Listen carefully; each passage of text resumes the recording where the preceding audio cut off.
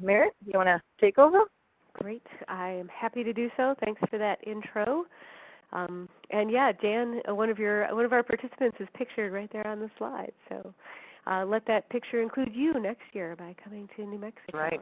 Meet with us. My name is Merritt Fry, as Deanna mentioned.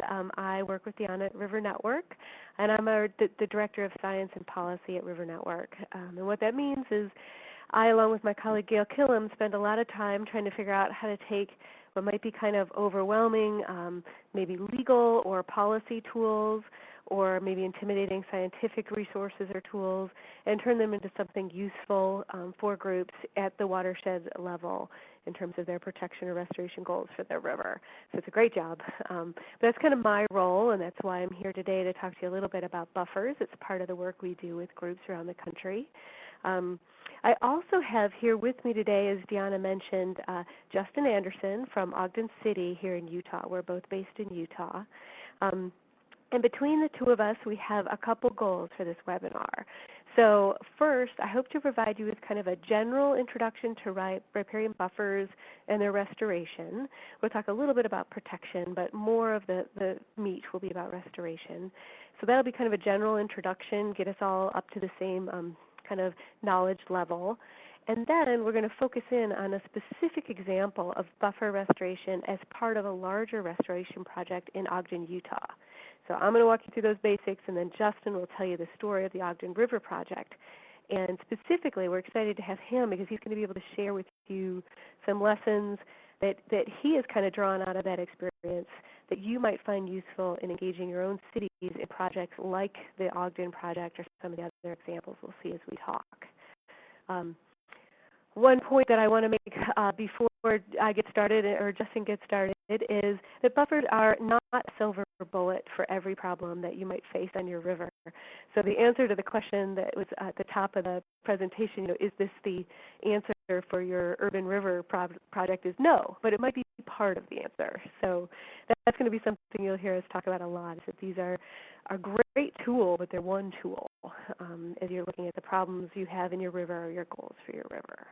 But before we begin here, I'm going to click away from this. Before we dive into that question of, is this the answer to your urban rivers problems, I want to get a little feel for the benefit of myself and for Justin as we're talking for the expertise that you all already have on this issue. So I'm going to ask two poll questions and then kind of an open-ended question here.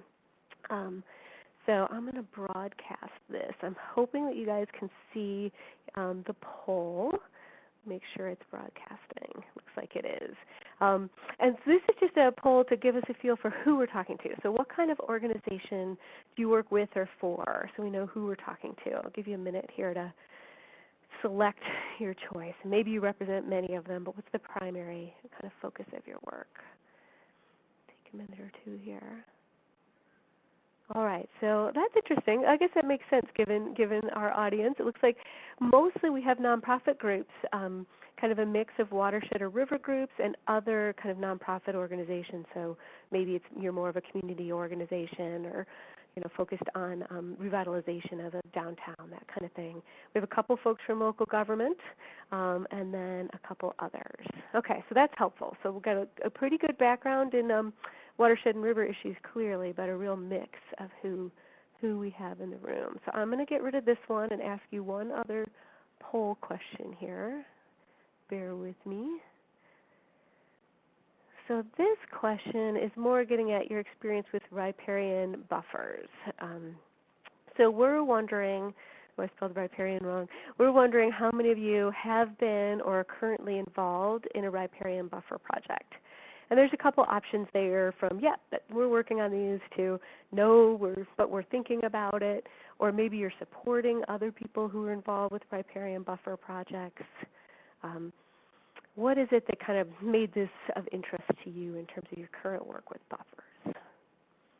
Okay, looks like the votes are slowing down here. So as you should be able to see on your screen, it looks like most of you have been involved in a buffer restoration or protection project already, so that's great. But not everybody. We've got a mix of people in the room. So we've got some folks that are planning a project and some that are thinking about it.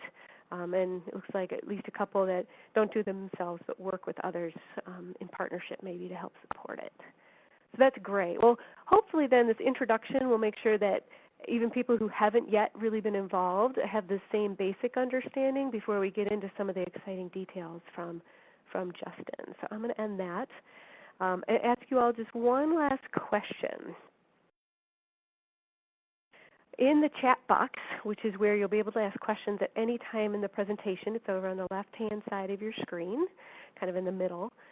Can you let me know what you think a riparian buffer restoration or maybe protection effort could do for your watershed? Why are you currently maybe doing a project, or why are you considering this as a tool in your watershed? What kind of goals might you have for riparian buffer projects? Okay, I can see some people are typing, so I'm going to give you guys a second to share those.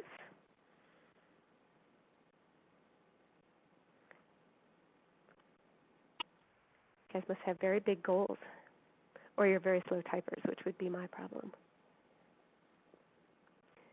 Okay, so a couple answers coming in here. Roberta's hoping to tie a buffer initiative with developing an urban park. It's kind of a recreation connection. Melissa, maybe there's current buffers looking to reduce citizen complaints about a lack of mowing. Jan wants to engage youth in using these as a tool for in all the communities that we work with, so kind of a broader effort. Let me just see here. Well, I'm going to say this wrong. Nicole, Nicole, I don't know if I'm going to say it wrong, but wants to just generally educate on the importance of buffers for private landowners. Cindy's interested in reducing erosion and nutrient problems, generally improving habitat. It goes on and on here. Okay, some more water quality and wildlife habitat and recreation from Lori. Buffers to protect the forest from Steve. Okay, so you see, we've got a lot of different goals here that people are bringing. Danielle's interested in reducing stream temperature and some other habitat issues. Amy's got some habitat issues in stormwater runoff, and just generally, providing some opportunities for people to interact with the stream. That's great. These are all the kinds of things that I'm hoping we'll talk about a little bit in the introduction, and a lot of those you're going to see some examples in Justin's presentation on the Ogden, because that project really has diverse benefits, diverse goals that they were working on. So great. Well, let's dive into a little bit of what we're going to cover here. So this is our agenda. It looks long, but each of these sections, except for the case study, are hopefully going to be quite short. So what we're going to do is we're going to define riparian buffer so that we're all talking about the same general concept. We're going to talk a little bit about some of the benefits of buffers, some of the things you guys were just sharing there, and touch briefly on some of the barriers that we see to buffer restoration or protection. We're going to talk briefly about the variety of buffers that are out there, because it's not really just one tool. It's a very varied tool. And I'm going to summarize briefly some lessons learned about buffer projects that come out of a report we did, which I'll provide you a link to, where we surveyed kind of buffer project leaders from around the country and got their lessons learned and advice for kind of how to implement a really good buffer project. So I'm going to summarize those and then give you the direct resource as well. Then we're going to spend a good chunk of time, half an hour or more, on the Ogden River case study with Justin, and then just do a quick wrap-up with any remaining questions and resources. I will say that the chat box, you can send questions at any time. Don't have to wait for the end. And in fact, there's 3 or 4 places throughout the presentation where we're going to officially stop and look for questions. But you don't have to wait for those. Go ahead and chat them in whenever, and I'll be trying to keep half an eye on that for when we get to those stopping points. So that's our agenda. Let's dive right in by defining a riparian buffer. So what you see here is a word cloud that I generated from a collection of about a dozen technical definitions of a riparian buffer. A word cloud, basically, the bigger the word is in this image, the more often it came up in the text that was provided. So one of the take-homes from looking at this kind of hodgepodge is that there's no one standardized definition of buffers. They really do vary. But at the same time, you can see there are some common themes that are recurring in these dozen-plus definitions. For example, words you see repeatedly include adjacent, indicating we're talking about something along the edge of a water body. That won't be too surprising to anybody. You also see vegetated or vegetation or variations on that word, like shrubs and forests, those kinds of words, indicating that we're talking about usually some sort of natural zone, or at least quasi-natural. Another emerging pattern that you can see has to do with the types of things that riparian buffers deliver in terms of services.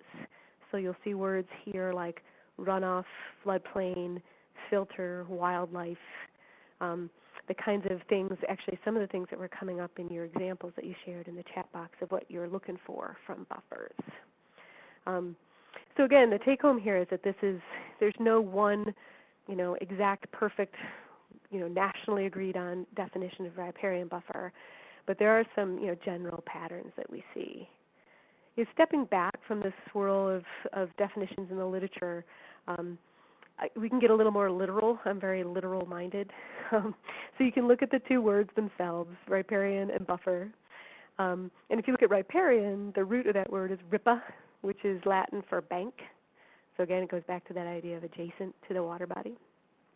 And then if you look at the second word, buffer, if you just look it up in the dictionary, it's defined as something that is neutralizing or something that softens a shock or a blow, kind of buffers a blow. So if you put those kind of literal thoughts about those two words together, you can think of a general definition for a riparian buffer as an area along the bank of a water body that serves to neutralize a threat or some sort of potential harm or problem.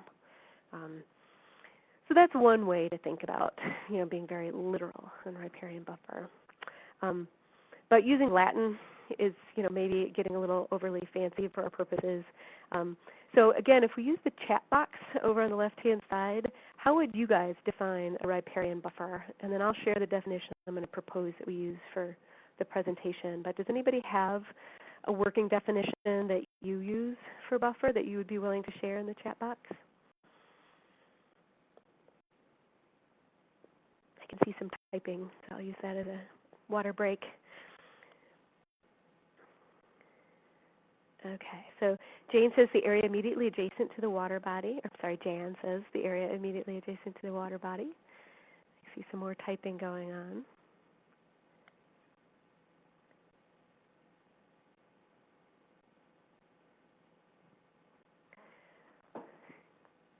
I wonder if you guys are typing me or typing each other. I'll give you another second here, and then I'll put up my definition. All right, well maybe, here's one. A vegetated, Danielle says, a vegetated green space adjacent to a body of water that serves to protect the water body and create habitat for species. Okay. Melissa says, region next to the river, not grazed or plowed, but left in natural vegetation. Okay, well there's a couple good definitions. And you can see there's variety even among just those three kind of off-the-cuff definitions. So here's what I'm going to propose. Ooh, it didn't come up. We had some animation problems here, so drat, mine didn't come up. But here's what I'm going to propose for our definition today. I'm going to say generally it's just an area adjacent to a water body, which if we protect it, specifically works to provide benefits to the ecosystem, wildlife, and or people. So it's not just wildlife, not just people, but kind of a broad concept of what we're buffering and what we're buffering for today. One important note is that for our context today, a riparian buffer is not necessarily interchangeable with other terms that you'll sometimes hear used in almost identical ways. For example, a riparian corridor, which is just, kind of an area next to the river, is not necessarily the same as a buffer. It may or may not be providing that buffer, that protection, or that service that we're looking for. Nor is a floodplain identical to a buffer.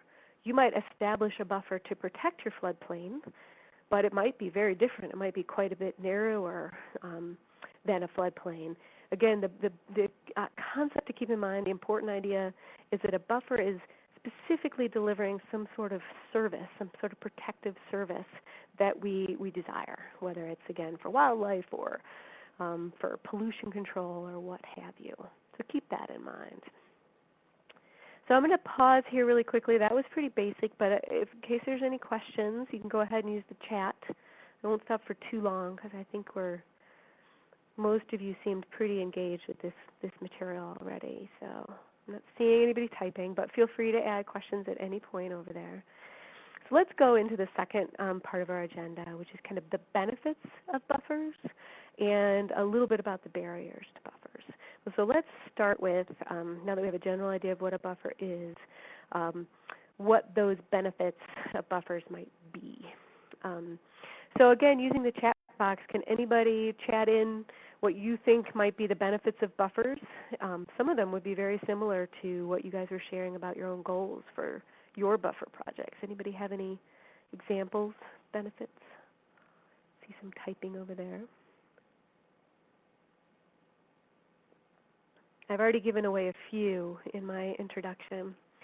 Okay, so Jan says reducing nutrient and sediment runoff. Perfect. Another, I'm gonna say your name wrong the whole time, but reducing stormwater runoff. Cleaner water, habitat creation, protection, space for recreation, Danielle says. Melissa says wildlife, pollution reduction, less erosion. Oh, I said it right. Okay, great. Thank you. Looks like we have maybe one more person still typing here, and then I'll go into some of mine here. Protect water quality and help with stream bank stabilization, Lori says. Oh, that's a good one. Provide leaves for fish. We're going to actually touch on that. That's very specific, but a really good example. Okay, well, you guys have hit a lot of them, but I'm going to walk through just a few. I'm going to highlight a few of the more common or more commonly desired benefits of riparian buffers when people are thinking about protection and restoration. So let me just start running through that list. So the one that you hear a lot about that buffers are often touted for is one that came up from several of you on the list there, and that's controlling pollutants in runoff from farm fields, from lawns, from parking lots, and from other areas. It's important to understand that the pollution control benefits really vary with the pollutant you're worried about. And with a lot of factors about the buffer itself, like the width of the buffer, vegetation, topography, and more. There's lots of factors that go in. But speaking very generally, properly designed and maintained buffers can provide really good treatment for a decent variety of pollutants that we'd all be concerned about. So I pulled out just one example from the literature. This is from a literature review in Wisconsin where there's a lot of activity around buffers. And that review found that with just a 75-foot riparian buffer, the pollution reduction that 75-foot buffer could return was really pretty tremendous if it was properly designed and targeted. You were looking at something like about 70% reduction in phosphorus pollution, which is a big concern in a lot of parts of our country. 75% reduction in total suspended solids, 65% reduction in nitrogen, and 75% in nitrate. So all of those are pollutants that a lot of us are kind of wrestling with. And seeing that kind of removal efficiency can be really great. Again, it really does matter how those buffers are designed and where they're placed in the landscape. But you can see that there really is a really good level of treatment that can be achieved with a buffer. And that's just one example from the literature. There's a lot of literature out there if you're interested in pollution control using buffers. One point for this group is, in my experience anyway, there's better literature about reduction in agricultural settings than there is in urban settings. It's not that there's no literature, but it just can be a little harder to find what you're looking for if what you really wanted to do is design a good buffer in an urban setting for pollution control.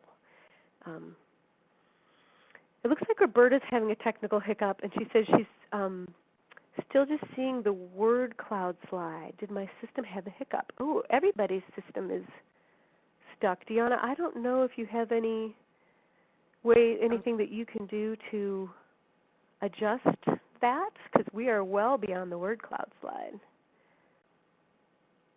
Can you move us? I'm seeing things move. You are, but they are not. Yeah. Is that correct?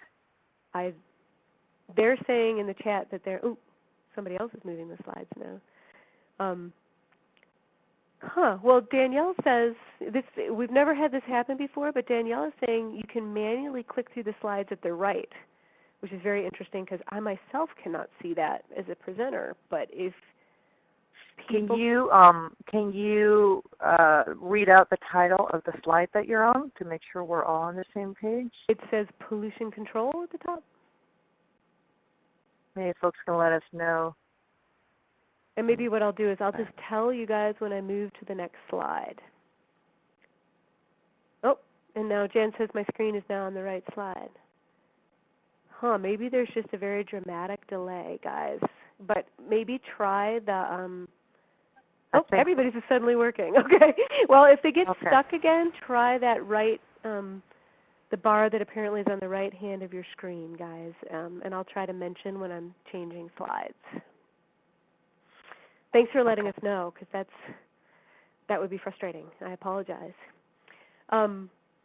Okay, so we had just covered pollution control, and I was just pointing out that sometimes it's harder to find good information about this in the urban setting, but it is out there. All right, so the next benefit I wanted to touch on that several of you brought up was wildlife habitat as a riparian buffer kind of benefit. Again, this really depends on the design factors that are in place for your buffer, but depending on the width and the vegetation and other factors, they can provide great wildlife habitat for species like cover and food requirements. They can provide shade for aquatic habitats. They can provide organic material, as was mentioned earlier. I was thinking specifically of leaves. And even large woody debris that falls into the river can be really helpful in terms of habitat development for in-stream structure for aquatic life. So the image that you can see here, hopefully, on your screen, I'm on wildlife habitat, is an example that's looking at bird habitat largely, but there's a mix of things on there. But I pulled just a little bit of data from a few studies, so I'll just throw out a few numbers here. One study looked at riparian buffers in the Great Basin, which is kind of out in our area, and it found that more than half of the 134 species that breed regularly in the Great Basin were associated with riparian areas, so half of our bird life. Another study, this is another one in the kind of arid west, Arizona and New Mexico, where less than 1% of the land is riparian area. It still was supporting at least 80% of all animals at some stage in their life cycle. So not just birds, all animals. And then I was looking a little farther north in the Columbia River Basin, and there was a study there that showed that 64% of their neotropical migratory birds, which a lot of people really like, were dependent on riparian vegetation during their breeding season. So without that riparian habitat, they wouldn't breed. So those are just a few examples, but there's a lot of benefit to wildlife habitat depending, again, on the structure of your buffer, but it can be a real benefit to riparian buffers. So I'm changing slides. You should have room to meander in front of you.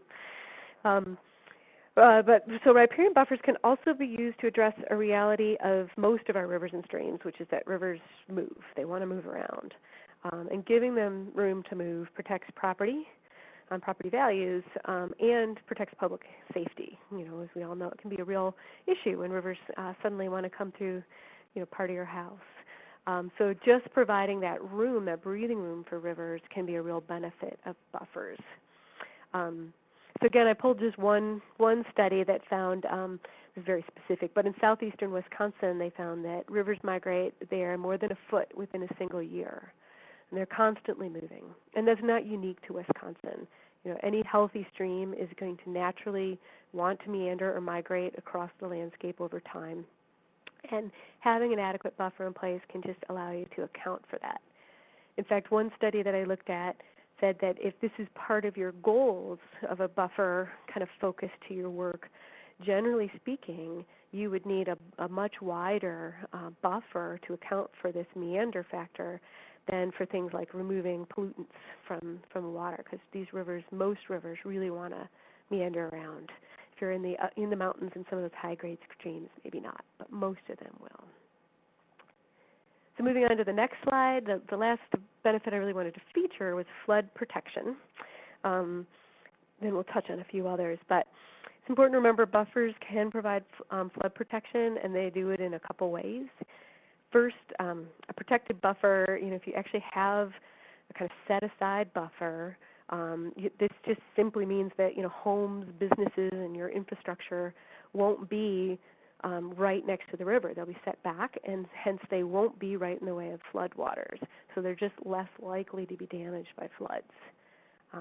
Secondly, and just as importantly, but sometimes lost, a riparian buffer can provide the room for river's flow to spread out and slow down.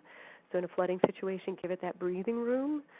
And that can really protect or at least minimize the impact to downstream areas from fast or high or eroding flows. It'll have slowed down and to some extent even maybe sunk in before it hits your urban area or what have you. So I'm going to move on to the next slide, in case there's still troubles over there. It says Others at the top. So I just touched on a few of the benefits. These are the ones that people are most often desiring when they're thinking about buffer projects, but there are many other possible benefits. If others have occurred to you since we did our little chat session brainstorm over on the left-hand side, add any others that have occurred to you while I'm talking about the ones I thought of. I'd be curious to see if you come up with others. One I'll throw out while you guys are typing is groundwater recharge. It's not always the case, but in some cases a riparian buffer will prevent surface runoff from moving too quickly over the land and allow it to kind of filter into the soil and recharge your groundwater supplies. This can help control flooding, as we kind of mentioned, as well as maintain adequate flows during drier times or drier seasons. And I see in the chat box, Roberta and Jan said aesthetics, and that is one of the other examples that I was going to put up here. I think it's the first one, actually. Aesthetics, a lot of people just find this kind of natural area very aesthetically pleasing. It can help with property values. Melissa says reduced flashiness of flow. That's very good. Again, slowing things down. Lori says greenways for people and wildlife travel. That's awesome. So kind of corridors, whether for recreation or for migration. I don't think I have migration on there, Lori. That's a good one. So I did have recreation. There's some, especially for you all, in these urban settings, there's some real interesting and great things that can be done for trails, etc. And we'll see some of that in the Ogden example, actually. Privacy is one that sometimes comes up. There's a flip side to that. Some people find the kind of closing of the canopy or shrubby growth or whatever to be a little worrisome in terms of safety and crime. But for some people, it's a real privacy benefit, especially maybe along a lake. That buffer between, say, people in boats out on the water and your home or cottage can be a real benefit. And the last one that I thought of, and again, I'm going to put the wildlife corridor one in there. I hadn't thought of that specifically, is climate change management. So what I'm getting at here is just having that, the structure of a buffer in place to shade your local waterway might be one tool that local managers could think about in terms of mitigating the impacts of climate change, specifically in this case if you're thinking about shade in terms of temperature, and help keep that temperature a little bit lower than it might otherwise be with the shade protection. So that's my kind of whirlwind tour of benefits, and it sounds like a lot of you are either striving for these kinds of benefits or already thinking about them in terms of why you might be here today. But part of the take-home from this section is that there's a lot of good research out there about these different benefits, both in terms of what the benefits are, what you can actually hope to achieve, and what you need to think about in terms of your buffer project itself in terms of design and implementation if you're desiring those particular benefits. So we can't go through all of those here, but I tried to pick out some examples to kind of, wet your whistle for the types of information that's out there.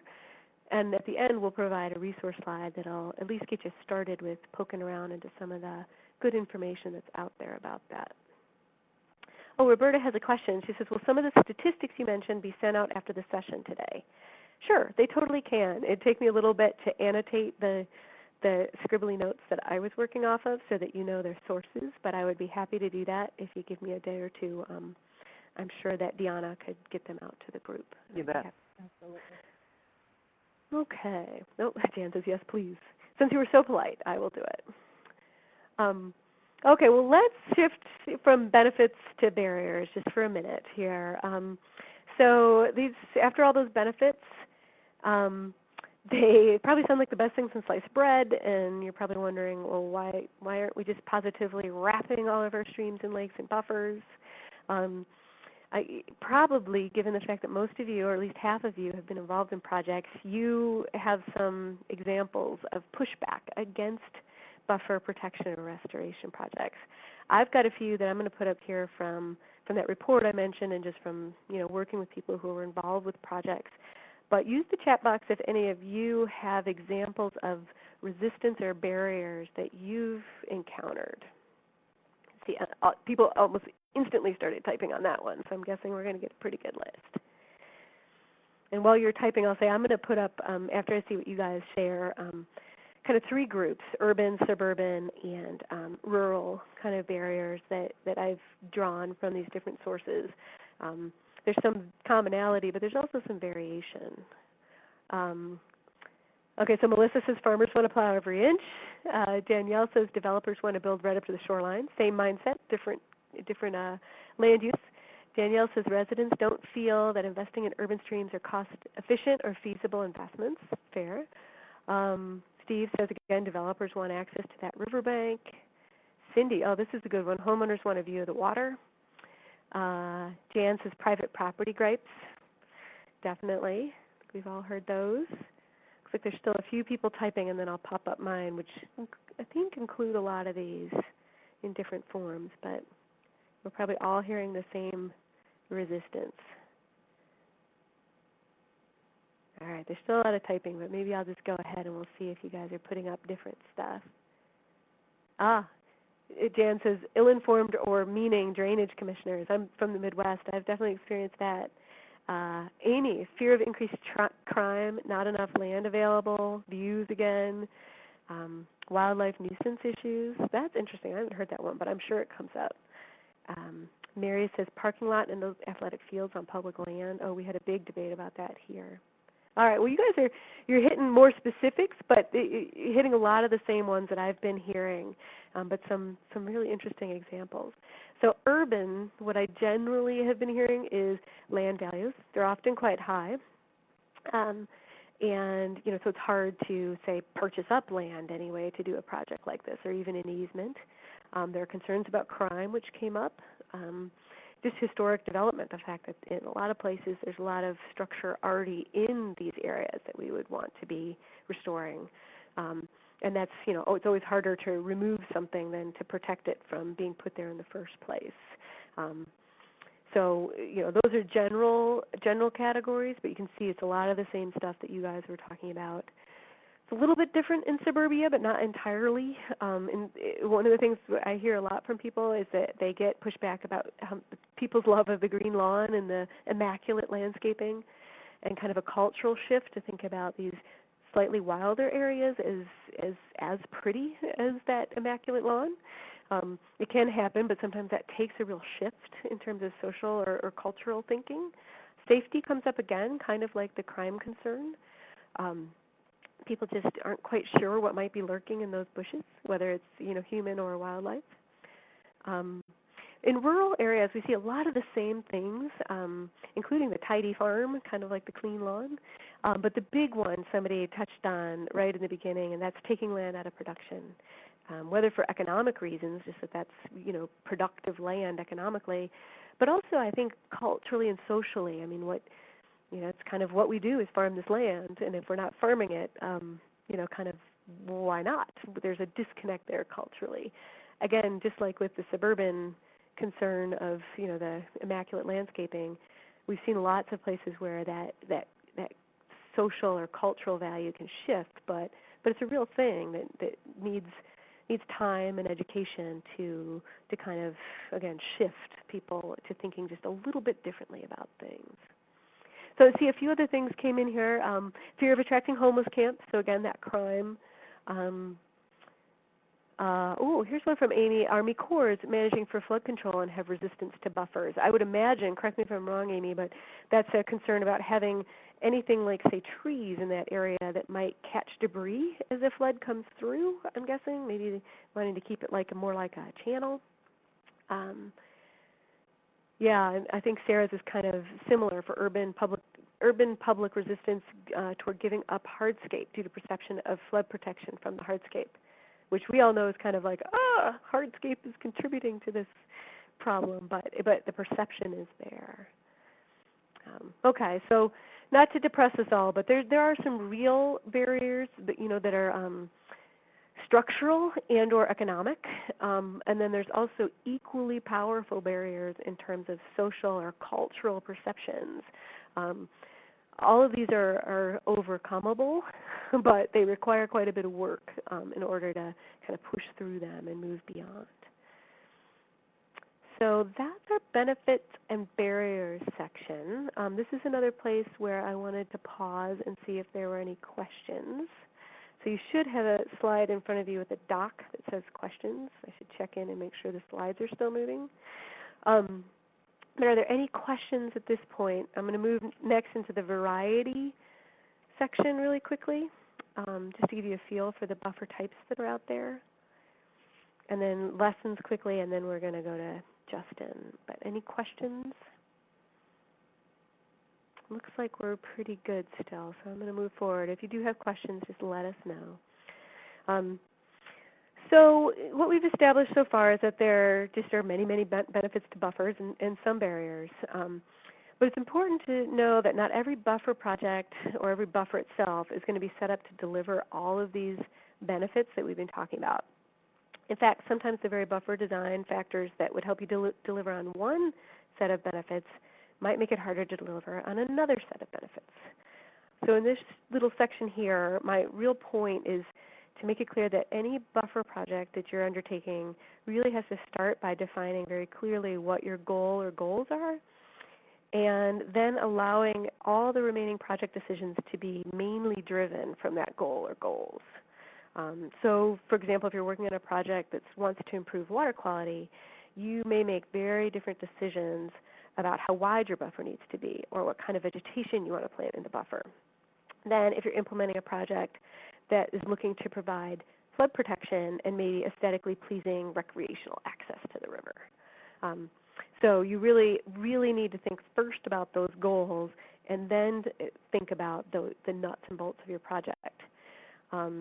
So in this section, I'm going to touch on just 4 of the most common nuts and bolts questions that I get about buffer design or buffer kind of form, and kind of walk through just some very basic information about these and point you to information, again at the end where you can find more. So the questions I get most commonly are, how wide does my buffer need to be? Where do I need to restore buffers?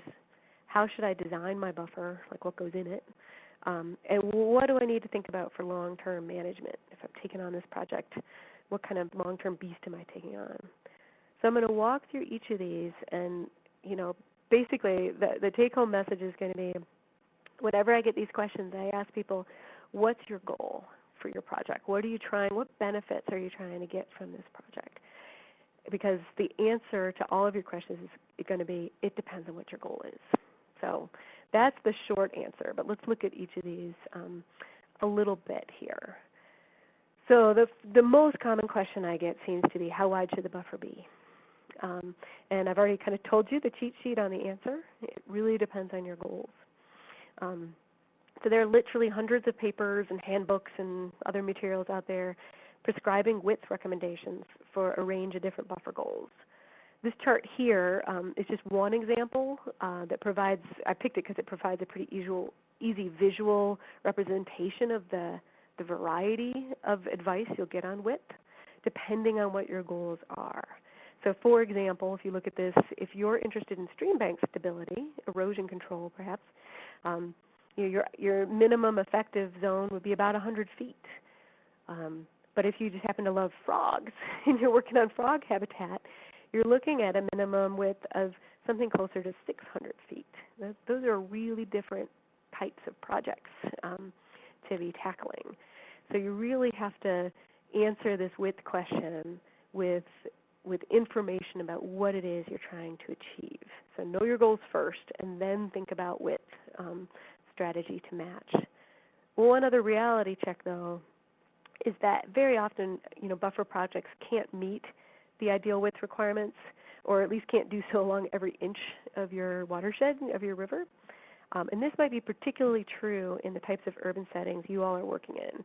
So you'll really want to make sure that you review your goals and some of this technical information about design and width, and do a little reality check and figure out, can I do this in a meaningful way? Do I need to adjust my goal? Do I need to think differently about what I'm going to be able to achieve with width in order to make this work?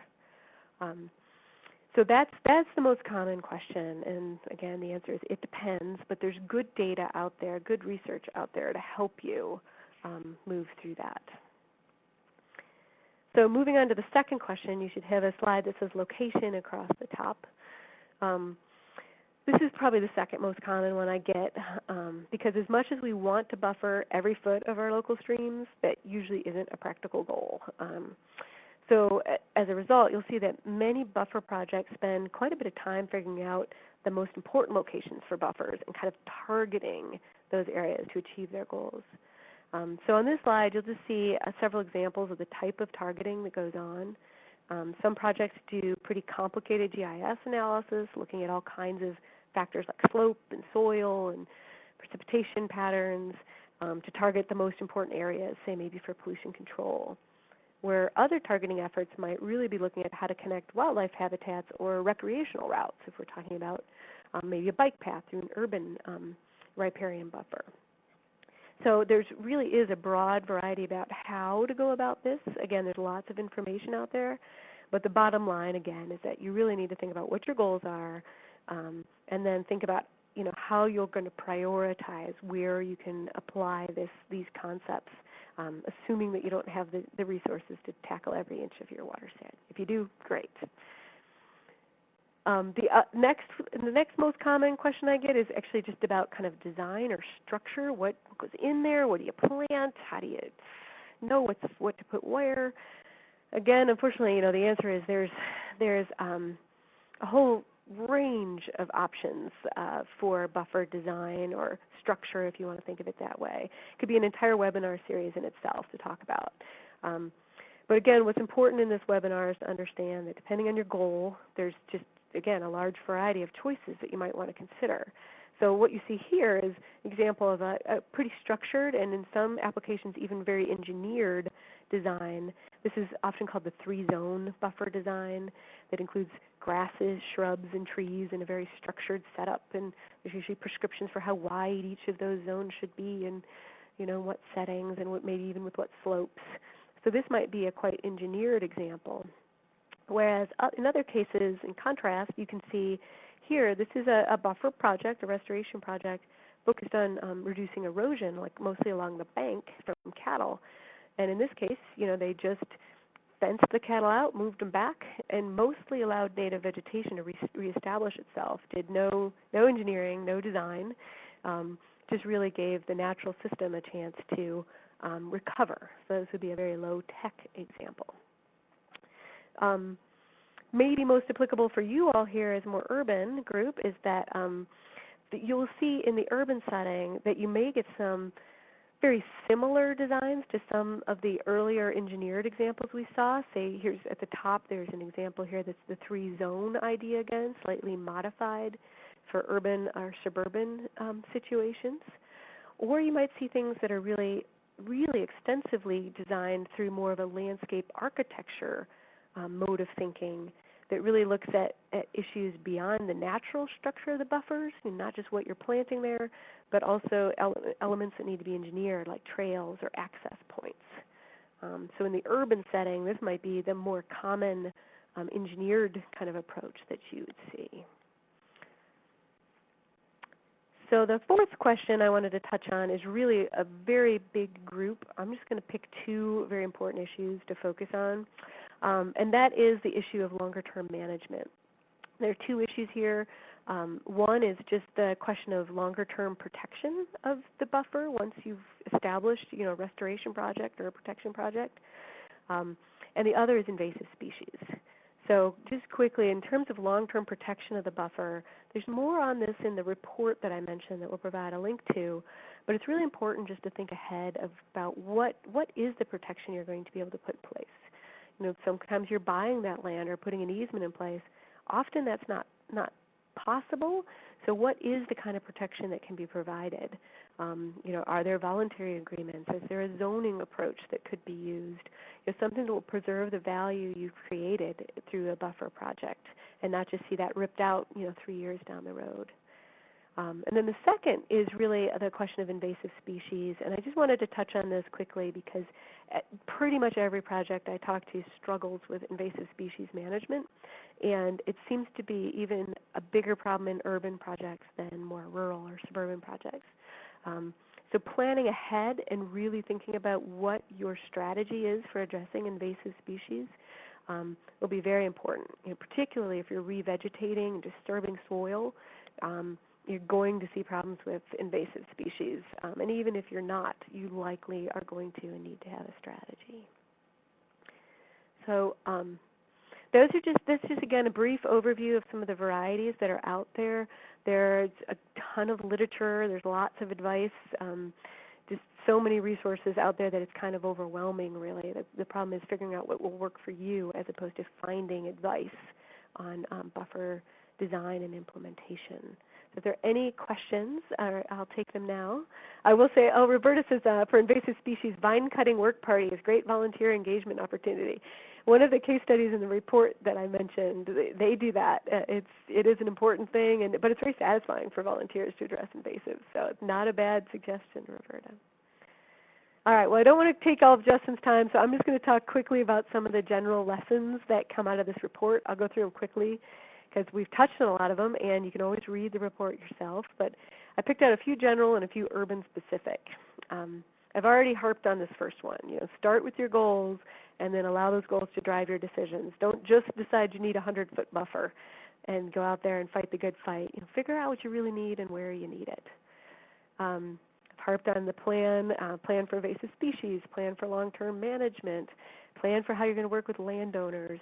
Everybody we talk to says that they probably could have and should have done more advanced planning that would have been really helpful for success.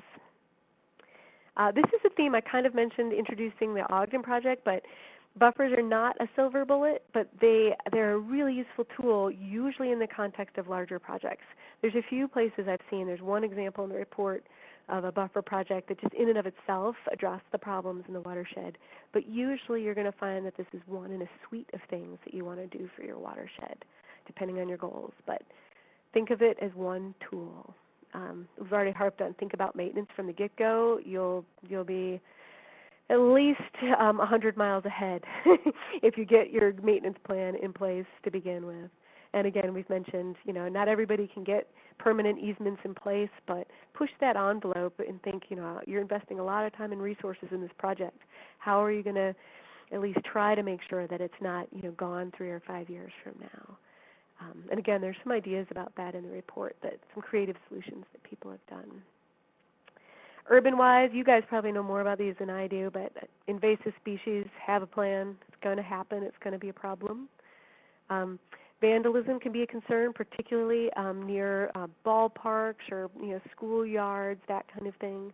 Plan ahead for that, whether it's planting extra seedlings to account for loss or coming back in a year or two to kind of rework the site a bit and address those problems that have come up.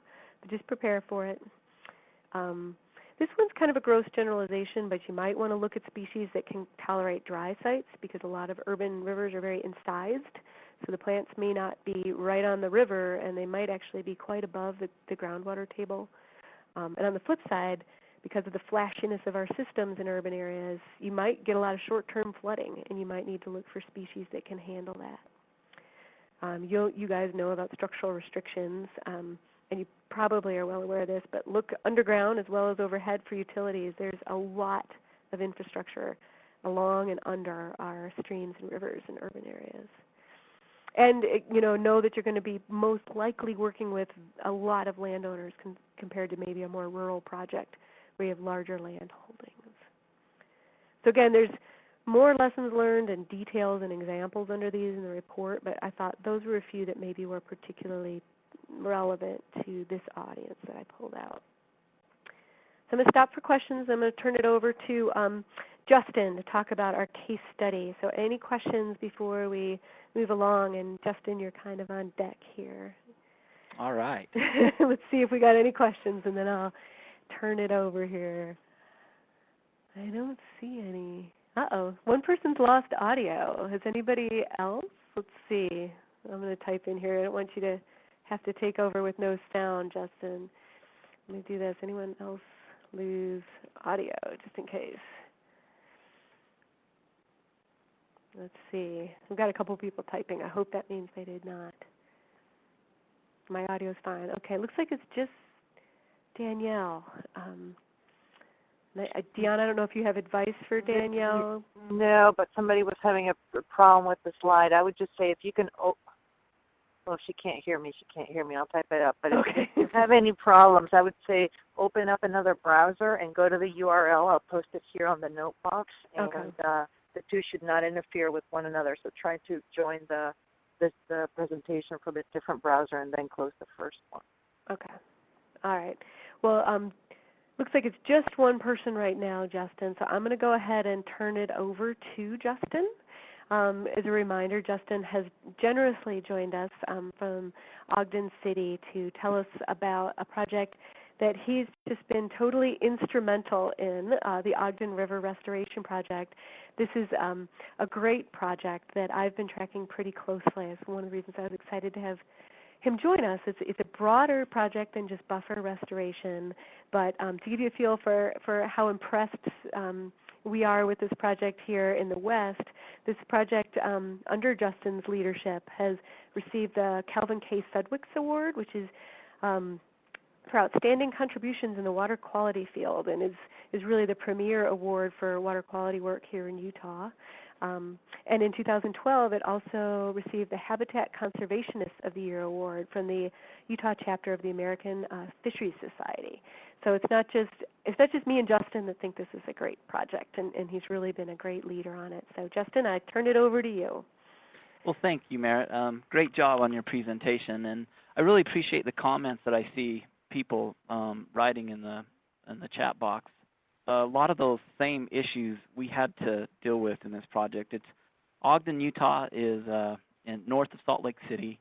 It's a town of just under 90,000 people, pretty urban environment. It was built really connecting the railroads. It was a huge hub for railroads going to and from the west coast to the east coast, and the Golden Spike was driven not too far from here. So it was really built around that. But with that came some challenges, and this first slide I want to show you.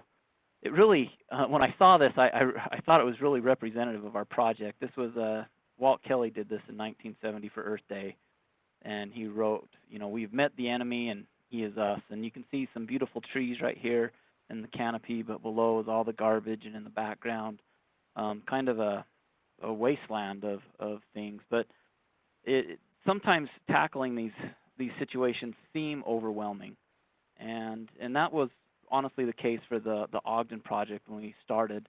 It really was an overwhelming project, but breaking things down, really using collaboration with other entities helps to take one bite at a time out of projects like these. So do not get overwhelmed and think they're impossible to do. The purpose and need of this project is really kind of twofold. One was to directly deal with the in-stream habitat and the health of the river and the surrounding embankments. And so we looked to establish a riparian corridor.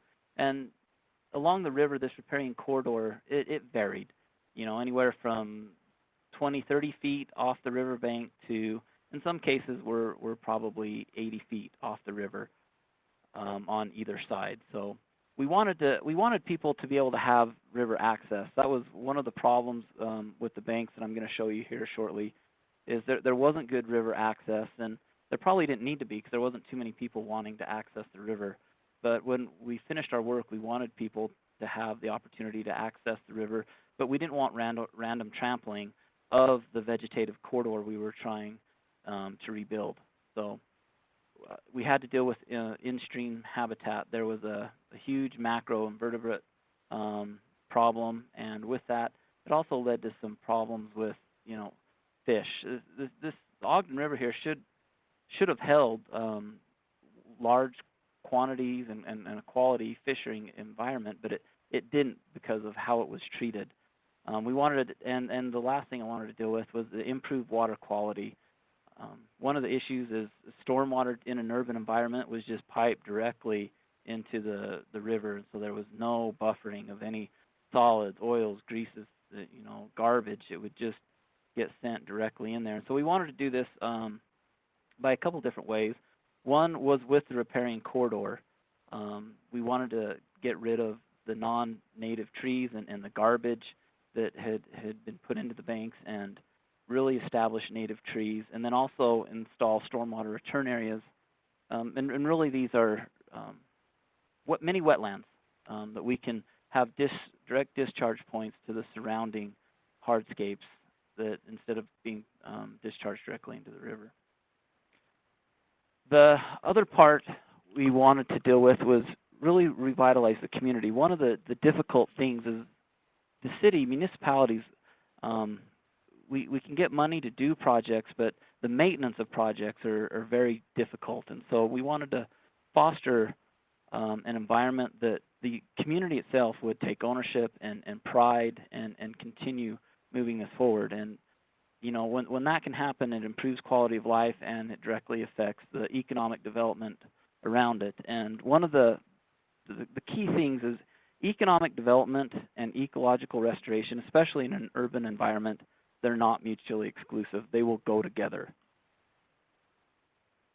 So, you know, those are all great things to say, but the real purpose and need I'd like to show people is nobody wants to live next to a dump, a wasteland. And unfortunately, that's what had happened to the river is, you know, rivers, at times they'll flood. They'll go over their bounds. And so the way of dealing with it in the past was to, well, we'll take all our debris and whatever things we have and we'll just put them on the embankment. And essentially what that had done to the river was it levied it off and it created a flat, muddy bottom. So there was no places for fish to hold because everything was uniform. It created dissolved oxygen issues. And really there was nothing done on the embankments for any sustainability. And so they would continually have problems along the Ogden. And so what we look to do is fix that. And so here's some of what we removed. And so we dealt with almost 6,000 tons of recyclable material, and this mainly included concrete and car parts along the river.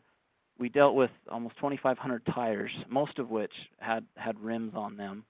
We found 9 whole cars actually together, but car parts and things were just littered along the river. We had almost 8,500 tons of debris and non-recyclable garbage material, and you name it, we had it. It could have been water heaters, bed springs, it went on and on. And another thing we had to deal with was I soon found out into this project that this type of behavior along the river started really at the earliest settlements. We were going along in the first couple months of the project, and we hit an old privy, or it's a nice word for an outhouse, and we found a lot of garbage dating back to about 1880 is when, and that's when this area was settled. So it really started early here. But here's some of the pictures of some of the things we had to deal with. You can see here's some old crib walls, and it mainly is just concrete, and it stopped any natural vegetation from growing, and it really exacerbated runoff directly into the river. And I'm going to show you guys a lot of pictures because I hate too much text. So here's another issue of one thing we had to deal with is, and this is where hot loads of concrete over the years were just dumped along the river's edge. Now it's interesting that you can see the Pora yards in the background behind it. This wasn't actually the same company that did all this, but that was the mentality of dealing with the river, is it was a nuisance. Again, here's, you know, stormwater just getting discharged directly into the river. And is everybody being able to see the slides as I'm going through? Just want to check real quick and make sure there's no problems that way. I can see them, Justin. It looks like, yep, we're getting positive feedback in the chat. All So we're right. good. So here's kind of a picture of some of the embankment. You can kind of see just things were just littered randomly to deal with flooding events historically over the years as people's been here. And I've heard people comment on how the issues were of people building right up against the river, not wanting to lose one square inch of their developable property, and it eventually caused some problems, and it caused so many problems that it blighted the area. And this is the way before the project the river looked. And this river is interesting because it can deal with anywhere from 10 cubic feet per second in the wintertime in the low flows to a flooding event took place back in 1983 where at 1600 CFS, water was just gushing over the banks.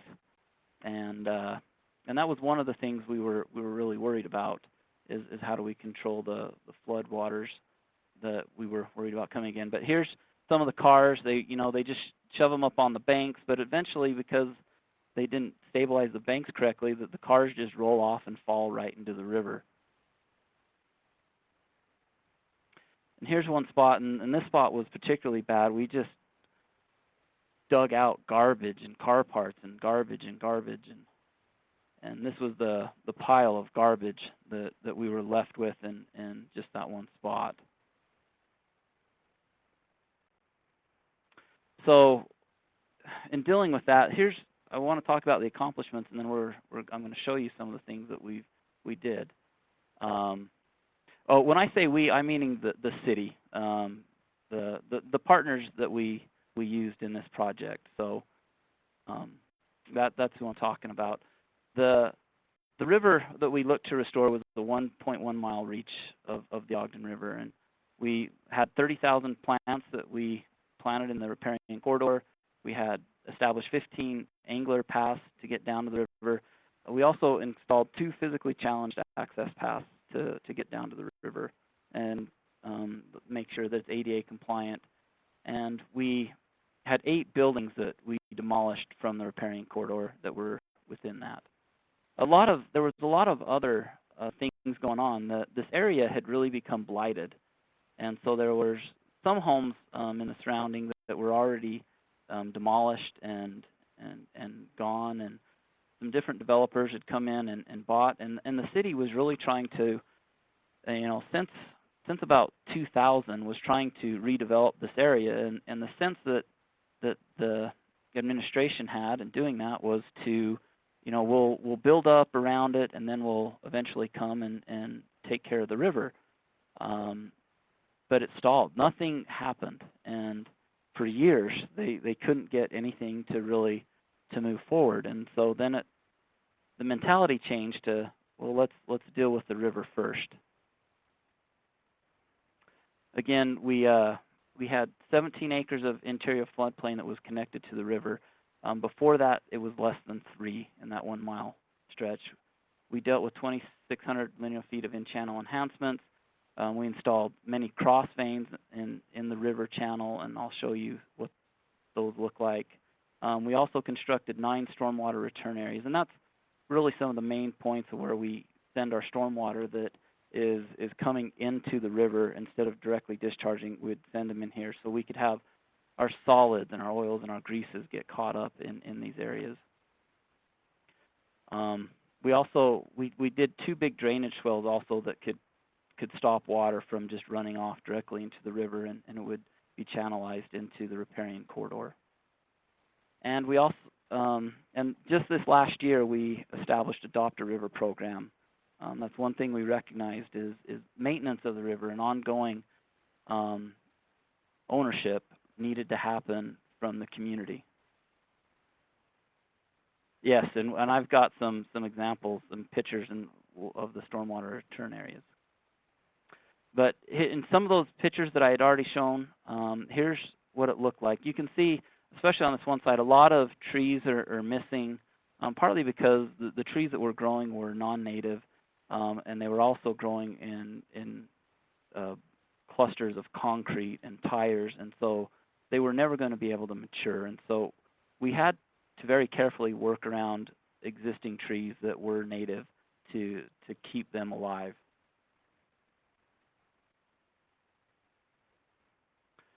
And here's an area of the river, and you can see some of the pollution in the river. You can almost see a white line along that bank, and we never did find out exactly what that was, but just bricks and everything's shown in this area is how they stabilized it. And this is the exact same area of the picture before.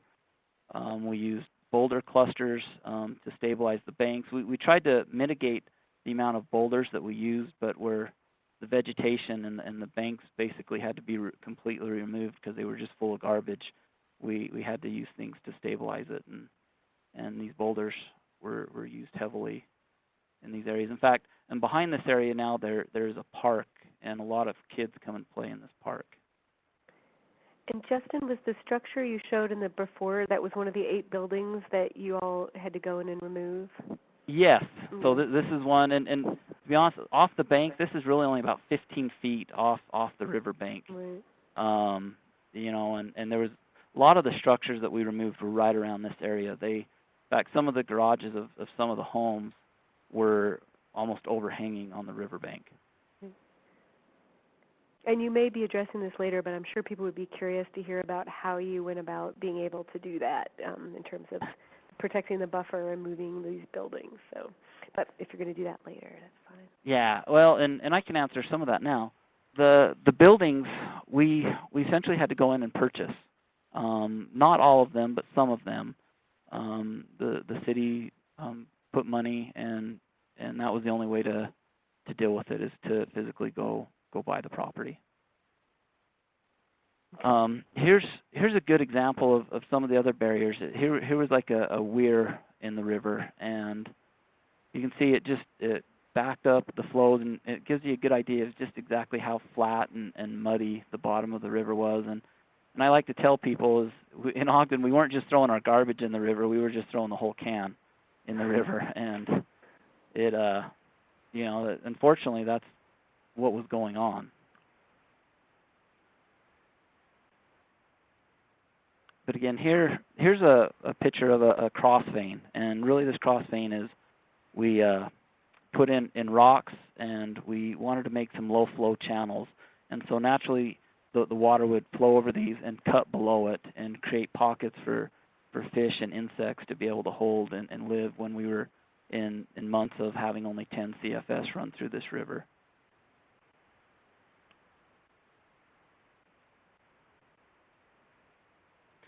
Here's a picture of an access path that we were installing down on the river. And one of the challenges in selling this project is we couldn't make this everything to everybody.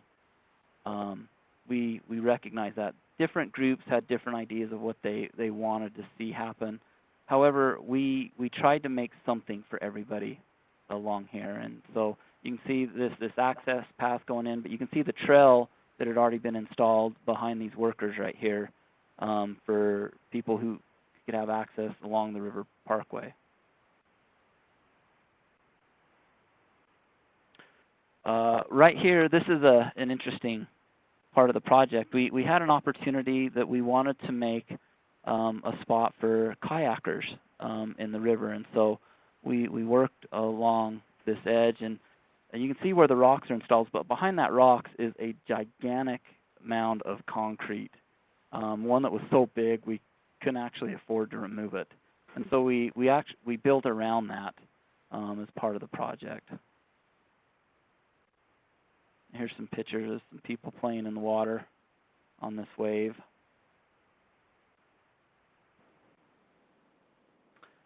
Again, here's a home that was built in the early 90s, right on a tough corner of the river where it's trying to make a bend. And we actually purchased that home, and we installed an art piece there. And you can see the sculpture, and this art piece has garnered a lot of attention. The sculpture itself, you look at the top, you see birds flying around, and you see the little wheel off to the left, and kids can go and turn that and it causes water to come down out of the sculpture and go on this rock, and in this rock, it's cut out to give features of the river, and then it drains down into a cistern. But kids love coming and turning this wheel. But one of the neat things about this art piece is in the wintertime, at the solstice, these birds at the top on this rock behind it make actually snowflake. And that's, in Utah, that gives us a lot of life. We're in a desert state, and so we need all the water that we can get, and the snow is what sustains us through the summer months, is that snowpack. But that snowpack also brings challenges, and in 2011, we had a huge snowpack. In fact, it caused a lot of runoff that couldn't be held back. And so this was right in the middle of our project as we were doing work, and it gave us a good test to see if the things that we were implementing and doing with the project were going to work. And giving the river room to breathe and having a spot for it to flood over in was amazing. In this area, typically 1,600 cubic feet of water would have overbanked and started flooding down different streets either side. And at this point, we had 2,000 cubic feet of water coming through the river almost for 3 months. Again, here's a picture of it in another area. And so the river channel itself really should hug to the left, and everything over to the right was area that we had opened up for flooding. But you can see the banks haven't been replanted or anything in these areas, and so we were pretty concerned about that. But this is what the bank looked like after we were done and the flooding subsided, to give you some perspective on that.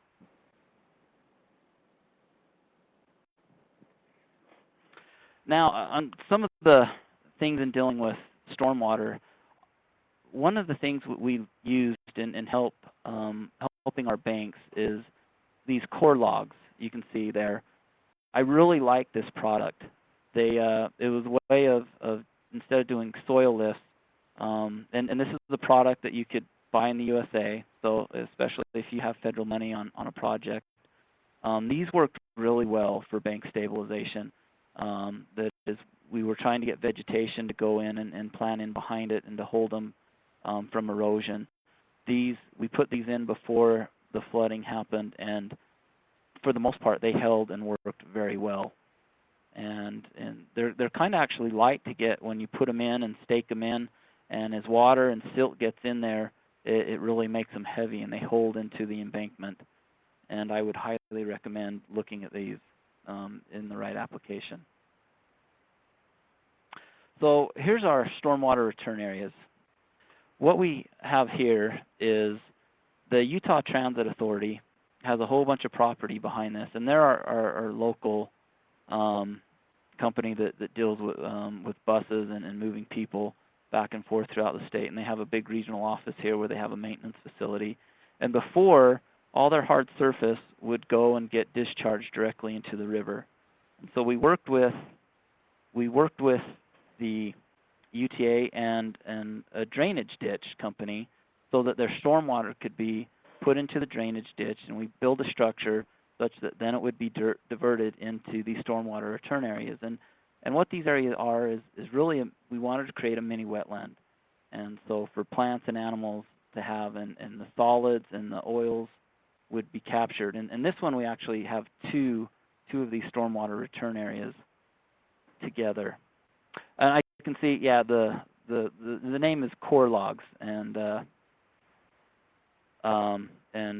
yeah, it's made of a wrap. It's kind of intertwined, and it has stakes. You just use wooden stakes that you stake it into the embankment, and you really want the water and the silt to get into them, and they get heavy and hold in there. And it is a product that is American made too. And so that area turns, and you can see our pathway here, and we connect it with a culvert, and we put it into another return area. And you can see the river behind the picture there. And it's just really an area for the water to settle out, and we don't want it necessarily to discharge directly into the river. We want the water to either evaporate or kind of settle subterraneously underneath the river. But in large flows, the water will get up into here. In fact, the water gets all the way up to, in that flood event I showed you, all the way up to the pathway there.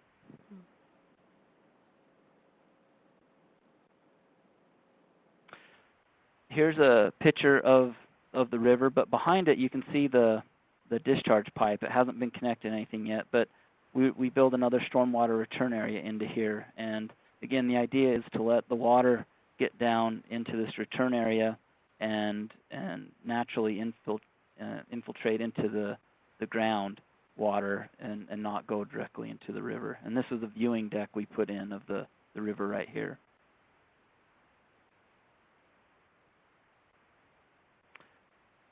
And here's some of the buffer zones that we have to deal with. We didn't really know what was going to happen development-wise along this corridor. And so we tried to create features such that if water gets discharged from hard surface, instead of going directly into the river, we have these areas where we built the boardwalk up that it could go down and filter into these before it ran off to the river. The river is about 10 feet off the side of the picture here.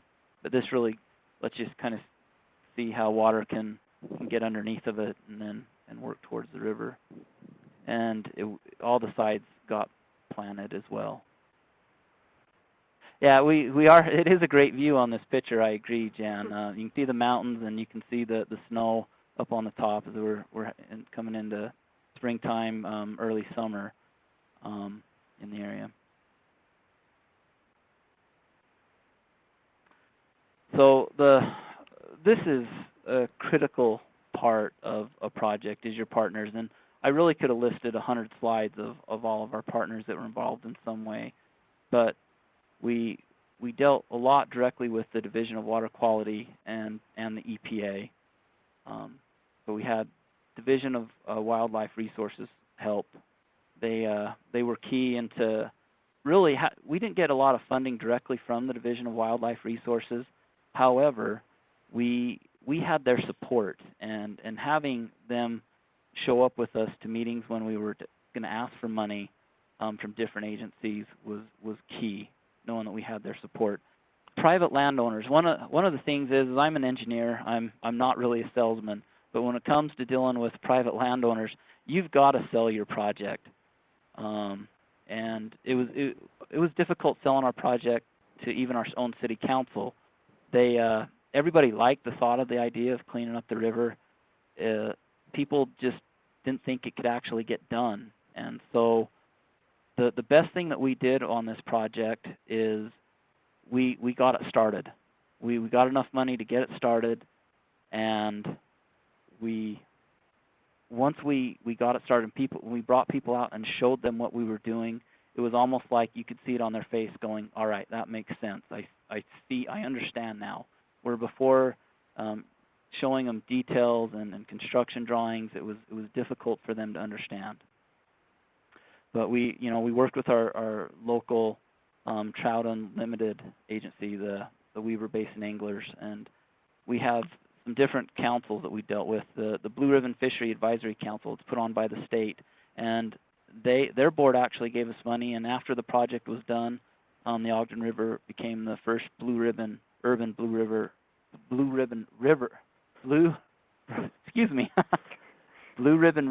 in an urban environment. But we also got money from, and I think this is key, the Central Weaver Sewer Improvement District. They were going through a major upgrade, and because being in touch with them and what they were going through, there was an opportunity to actually go get money from them to help do this project.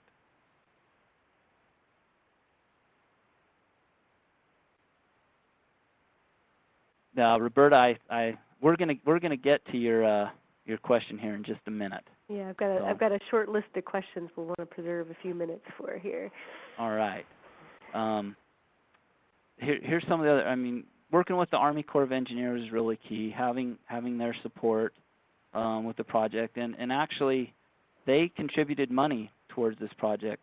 What happened is they had a pot of money where different developers needed to do wetlands, and they didn't want to, and so they created an option of funding, paying the Corps of Engineers, kind of, they called it the bank, a wetland bank. And so where we were doing these stormwater return areas or these wetland areas, they contributed some of that money, or people could pay us to put wetlands in our project.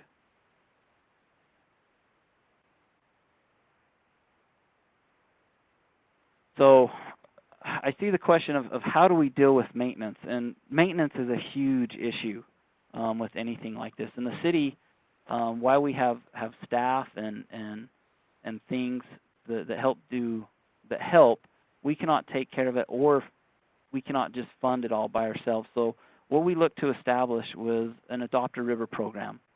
And so this Adopt a River program, we started it directly with the Ogden River Restoration Project, and it didn't take long, and we had the entire reach adopted out to different organizations. And they were local, anywhere from local businesses, local nonprofit groups, just some different communities that wanted to be a part of cleaning up a certain stretch of the river.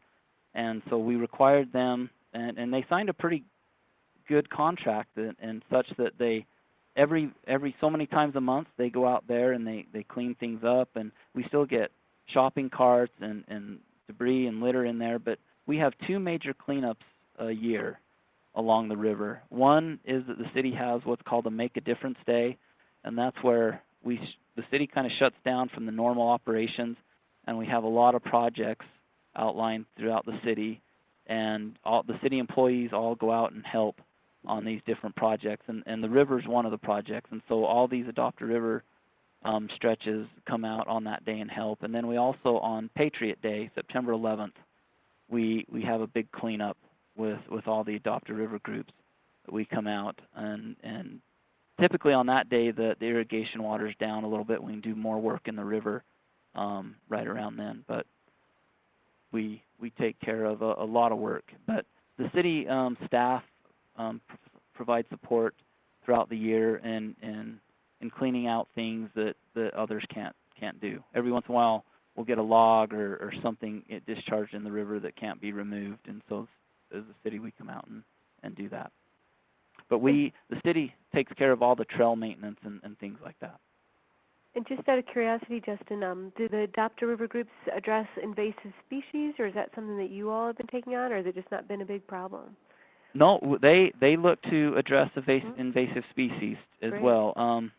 A lot of it we've done a lot of work in educating these different groups. So, because we planted a lot of native species, and at first we noticed the native species were getting attacked by the volunteers, and so we went through a big education plan with them, and got our urban forester out and educated people from each Adopt a River group on what species needed to be pulled and what species needed to stay. Okay, great. But I'd like to invite everybody if you go to YouTube and do a search, and search "Our Rivers Are Rising" or "On the Rise," there's a short, about 4 or 5 minute video that'll give you a good sense of Ogden and what the parkway looks like, and it. I would just recommend, if you're interested, go to that and watch that video. And it is. I've watched it, and I will say it's worth a quick search and the 4 or 5 minutes to watch it. It's really an interesting and pretty video. So. Yeah. Well, before I let you go. Oh wait, did you have? Mm-hmm. I was going to ask. Yeah, that's the last slide. Okay. You know, I'm a big fisherman. I love to fish, and seeing the difference in directly affecting the stormwater that comes in. We've seen a big difference in the macroinvertebrate population and the in-stream features. We have a fish population that is not only doing well, they are just going off the charts. And I worked with the Division of Wildlife and went through and did a survey, and we shocked the river and I couldn't believe the amount of fish and health and the size of the fish that were in there. So here's one of the browns that we took out and measured He's in huge. that event. So I will say, just as an aside, I sat on the Blue Ribbon Fisheries Council when we reviewed the Ogden for Blue Ribbon status, and some people just couldn't believe that the river was already ready to be considered for that, given how recent the project was. But the evidence was there. People were really impressed, and this picture tells the story. yeah, thank you, Mara. I had one other question, Justin, that I wanted to throw Yeah. out there just to kind of tie things together. So one of the things I love about this project is, it's really looking at a river restoration project from so many angles: flooding, water quality, wildlife habitat, kind of economic development. Can you talk just briefly about the buffer aspect of this? If I remember right, you all declare kind of the floodplain, the buffer, and that whole area was what you were moving that structures out of. Is that right? Moving the Yeah, houses. correct. So and new development can't go in there. Yeah, so in that riparian corridor, we actually got easements signed by adjacent landowners. And in those easements, there were certain agreements made that they would not install structures or hard surface within the corridor of the riparian zone. And so that riparian zone, the area we came in and planted, and we moved a lot of dirt, got rid of a lot of garbage, and reconstructed is what we used as, really it was one big buffer along the whole river, but we had two major buffers that went along that we could direct water so it wouldn't naturally just run right into the river. Great. Okay. Wonderful. Well, thanks so much, Justin. That was just what I was hoping for. And I want to preserve, we're really much at the end of time, but if there are any other questions for Justin or, for me, if you're harking back, we'll stay on for, a little bit more time here to make sure that we take your questions, so feel free to type them in. I'm looking this is Deanna. I will say that we will post the recording up on Basecamp and the PDF of the presentation on Basecamp as well. So before you do leave, I've got the URL there on the bottom left for the eval form. Please let us know what other follow-up would be helpful on this topic, a peer call, any other resources we can load on Basecamp, and also what other topics you'd like to learn more about, what other case studies and other practices would be great to know that. Great. Well, and before we go, I will say, and this will be on the PDF clearly that you guys will get as the last slide, but there are some resources here. We have a little toolkit online that just links to a bunch of different resources on buffers. That's the first link. The second one goes directly to this report I've been referencing that includes several case studies, including the Ogden case study. And then I just pulled out this USDA Conservation Buffers resource because although it's from USDA, it covers all different settings for buffers, including urban, and is a really good, if you're just looking at one resource, it's kind of a good one-stop shop. So those might be some kind of online resources that would be helpful. You can get to all of that from the first URL, that buffer tools. And as you're signing off, I will just say this is the contact information if you did have other questions, kind of the human resources side of things. All right. So thanks so much, and thank you for hosting us, Deanna, and special thanks to Justin for taking the time. Absolutely. Thank you both, Merritt and Justin. I'm sure they're available to answer any questions you might have. So there's their info, and thank you all for joining. Really appreciate it, and looking forward to the next one. Thanks, everybody. Thank you, Justin.